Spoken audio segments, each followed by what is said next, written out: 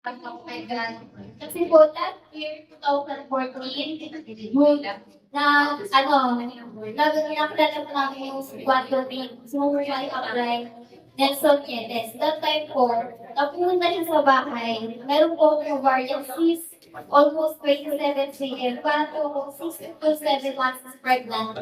Akala ko ni Sir Nelson noon, buntis talaga. Sabi, hindi ko lang po magtawa na lang ako. Yun po, nag-iintundot po siya na kung research po siya kay Pangka ng Quantum Ring. Hindi po ako nakikinig kasi po, nagamit lang po ako sa mga supplement kasi kung dami namin na natin sa akin pag balik ako, nagkautang-utang pa para nagpapagaling ako pero wala ko talaga nangyari. So yun po, sabi ni Apletas, sige, ito iwan ko sa inyo yung maliit na bote, yung 1 plus and 15 ml. Iniwan niya po yun, sabi ko, ayoko pa yun. Malis lang po siya, tapos si Papa pinipilit ako yung entreton sa tubig ba na. So, pinuntak na ni Papa yung tubig, sige, try ko, wala naman wala. Tinry ko po yun, nalabi po namin sa ko. Kasi po, kinabukasan, nagka-menstruation po ako.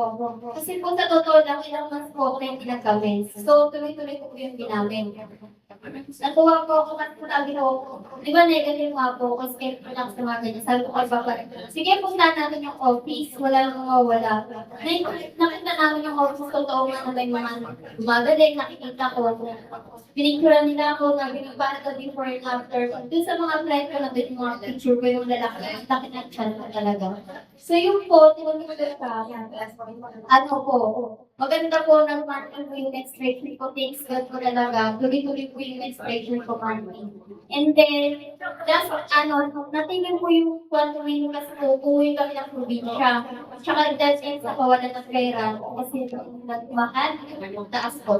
So, this year, 2015, noong February, nagpa-opera po ako, nagpa-opera po ako, pero po, yung nakuha ko 27 cm dati, naging 20 cm na lang, so lumiit. At yung nakuha bukol po, pati yung doktor nagtaka. Kasi po yung nakuha bukol, sobrang linis. Wala po ang wala. Sabi ng papa ko, kasi po nagkaan ko yun, nag-take ko yun ng mga food supplement. Nag-take ako ng vitamins, yun. Okay na po siya. Thanks God. Ito po ako ngayon. Super healthy.